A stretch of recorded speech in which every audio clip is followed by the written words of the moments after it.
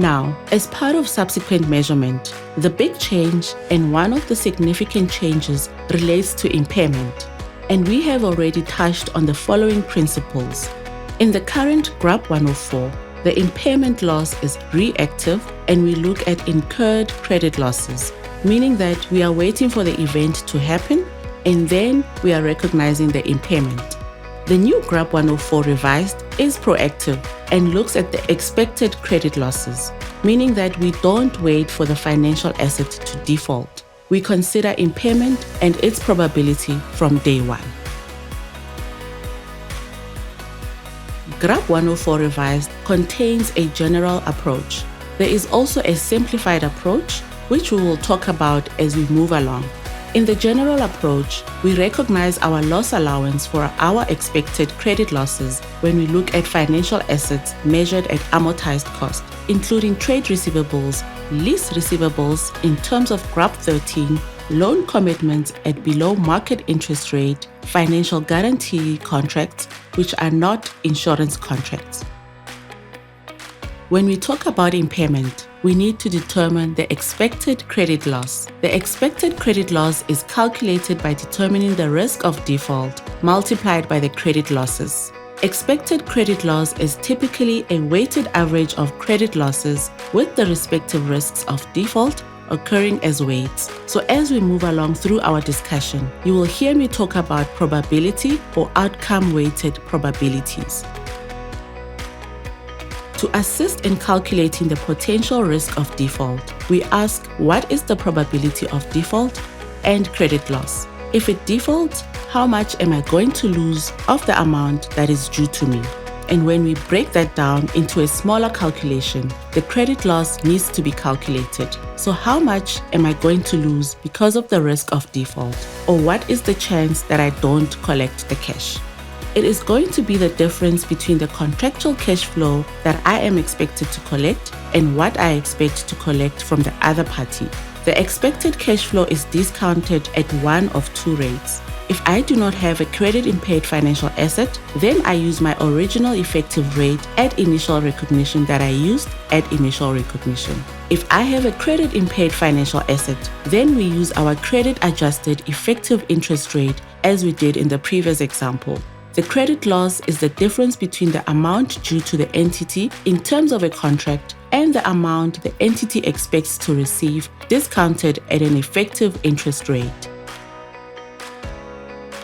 This standard has a lot of areas with judgment, and professional judgment needs to come into play. What do we need to consider when we look at impairment? We will look at the period over which the estimated expected cash flows are running. Typically, we are going to look at the maximum contractual period at that the entity is exposed to credit risk.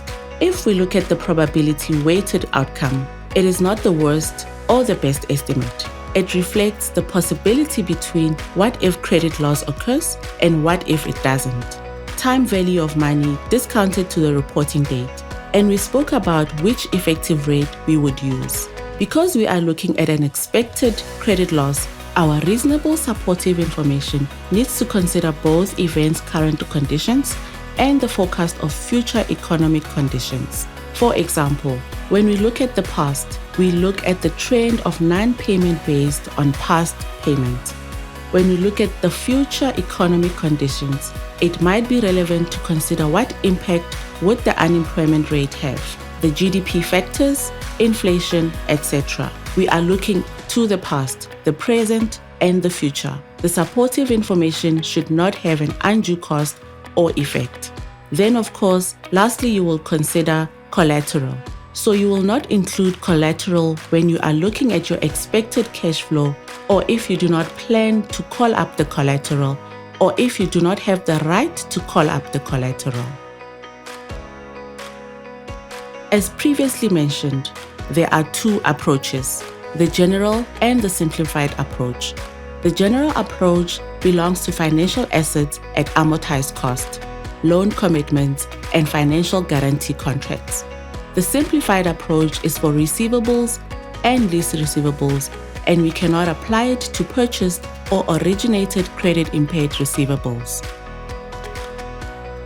Now, the general approach separates between different stages to determine what we call our expected credit loss, and it differentiates between a 12-month and a lifetime expected credit loss. Stage 1 means that we are in a stage where our credit risk is not high. Our data is performing and we determine our loss allowance using a 12-month ECL, which means that we look at the period of 12 months following the reporting date and we calculate our interest revenue on the gross carrying amount. Initially, when we looked at the differences between GRAP 104 revised and the current GRAP 104, I said to you that your calculation of interest revenue would separate between gross carrying amount and amortized cost or amortized carrying amount. Stage 2 means that our data is now not performing, and these are assumed to be a significant increase in credit risk, but there is a rebuttable presumption of 30 days. The loss allowance is then calculated as a lifetime ECL, which means that we look at it from the day that we start the transaction over the entire life, not just 12 months after the reporting date. We still recognize the interest revenue as gross carrying amount. Stage 3 means that we now have a credit impaired financial asset. It is identified as not paid.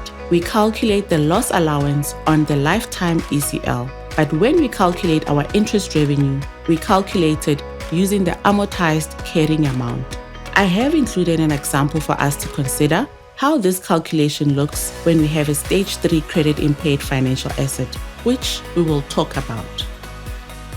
First things first though, let us determine the difference between when we talk about a lifetime ECL and a 12-month ECL.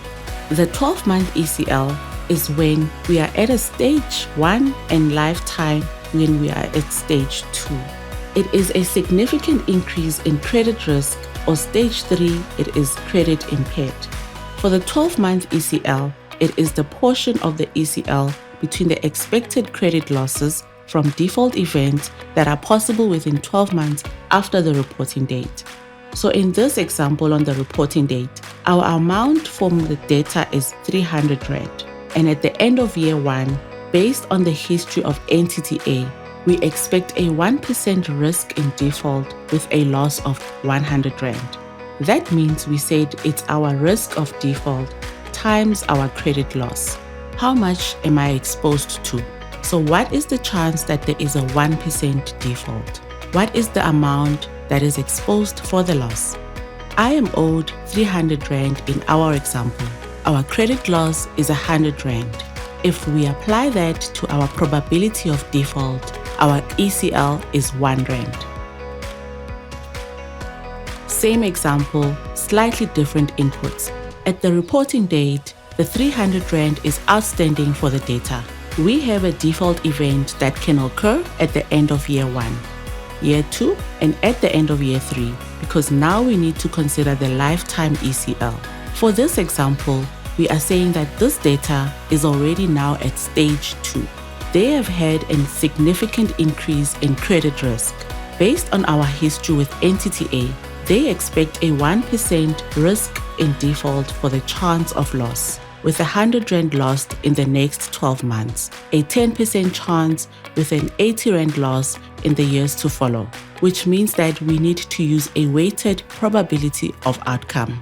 We have a 1% chance of loss and we will lose 100 Rand. We have a 10% chance that we will lose 80 Rand and the rest. And we have 89% chance that we would lose nothing, which means in terms of our probability, our lifetime ECL, the loss allowance is calculated at 9 Rand. Now, to summarize in the next few slides what we have said in our credit risk assessment, where you go from stage 1 to stage 2. In stage 1 to stage 2, we are saying we have had a significant increase in credit risk since our initial recognition. We spoke about the risk of default at the reporting date. If a financial asset has a low credit risk at reporting date, then the risk has not increased significantly. We also spoke about the rebuttable presumption in the standard. If the contractual payment is more than 30 days past due, we assume the risk has increased significantly and the default determined in the terms of the standard cannot be later than or more than 90 days. The default is a rebuttable presumption, meaning that an entity must, as part of getting ready and adopting GRAP 104, determine in their accounting policy what they see as a significant increase in credit risk and the definition of default. There are stage 1 and 2, moving to stage 3. As I said to you, this is in the case where you effectively have a credit-impaired financial asset, and the reasons for the events that could have led to this is where there is a detrimental effect on future cash flows. The evidence might include significant financial difficulty of borrower, breach of contract. They have perhaps purchased all these as an origination of a financial asset at a deep discount, or it is a credit-impaired financial asset. In terms of the impairment recognition for stages 1 and 2, we spoke about the determination of interest using the gross carrying amount. Versus in stage 3, we would calculate the interest on the amortized carrying amount. Let us consider an example of stage 3 impairment recognition. In this case, our initial recognition is 900 Rand. There is a term of 4 years for this financial asset with a 10% interest rate and repayments of 284 Rands. At the end of year 1, we say that this loan, the financial asset, has become credit impaired. An amount of 284 Rand has been paid and there is a loss allowance of 35 Rand. At the end of year 2, circumstances have changed and it is no longer credit impaired.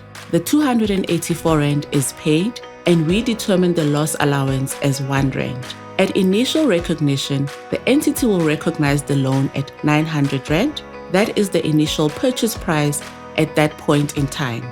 Year 1's interest, we calculate this by looking at the gross carrying value at the end of year 1. However, this financial asset has been classified as credit impaired, which means that there are 2 ways we would calculate the interest over the lifetime of the financial asset. First, on the 671 Rand, which is the amortized cost as it is credit impaired at the end of year 1. At the end of year 2, it is no longer credit impaired, which means at the beginning of year 3, when we calculate the interest, we once again calculate the interest using the gross carrying amount of 489 Rand. In terms of the simplified approach for the credit risk, there are some differences between the simplified and the general approach. The credit risk does not need to be assessed. We always calculate the loss allowance using the lifetime ECL, and the recognition of interest revenue is always determined by using the gross carrying amount. Included next is a basic example in terms of the simplified approach. In this case, an entity has trade receivables that has a gross carrying amount of 500,000 Rand at the end of the reporting period. Careful analysis showed us the following. They have debtor A, who has filed for bankruptcy during the year. The receivable amounts to 2,200 Rand and they expect to recover nothing. You will note, I included an aging structure for the remaining receivables, and I have already calculated the loss rates based on past experience. I have also already considered forward-looking estimates, the probability of default times, and the credit loss. Now we need to calculate the loss allowance. Take the carrying amount for each part of the age analysis. We apply the loss rate that we calculated as the lifetime ECL. We did not distinguish between stages for credit risk or 12-month ECL, and we calculated the loss allowance. For the receivables within maturity of 392,200 Rand multiplied by 0.5%, the lifetime ECL or the loss rate equals to a loss allowance of 1961 Rand. In the end, the loss allowance calculated in total is 12,322 Rand. Take note, for debtor A, we include the full 2,200 Rand as we determined that none of the amount is considered to be collectible. When we look at the impairment calculation and we look at the assessment of our debtors or financial asset, it is very similar to the current GRAP 104, where we have individually significant debtors or financial asset. We will look at specific indicators for them, like in our previous example, where there is a debtor with a specific circumstance or indication. If we do not have an individually significant debtor, the collective assessment that we group our debtors or financial asset based on credit risk characteristics, same as we do currently. That means when we are determining our impairment policy in terms of GRAP 104 revised, we once again have to define what do we see as significant and when is it an individually significant debtor. If there are no individual significant debtors or financial assets, they fall into the collective assessment based on credit risk characteristics. And here, once again, as we have done in the past, we would look at what type of instrument is its credit rating, geographical location, the maturity term, and the type of entity that we are providing goods or services to. This brings us to our presentation and the closure.